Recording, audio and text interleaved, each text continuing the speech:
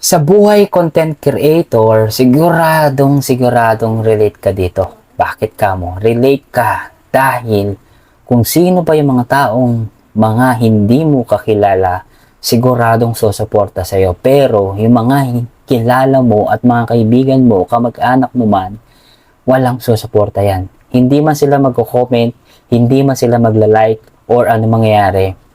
Ibig sabihin, hindi bila na lang suporta kasi wala silang feedback dun sa may comment section, wala silang like, di ba? Ganun lang yun guys.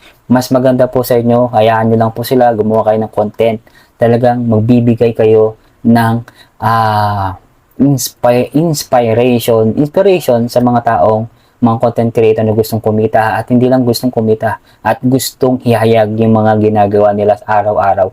Especially yung mga kung magaling kang kumanta, sumayaw o ano man ng talent mo, ipakita mo yan. Hayaan mo lang sila. Hayaan mo yung mga basher, hayaan mo lang mag-bash yan. Ang importante, hindi kayo humihingi ng pangkain sa kanila.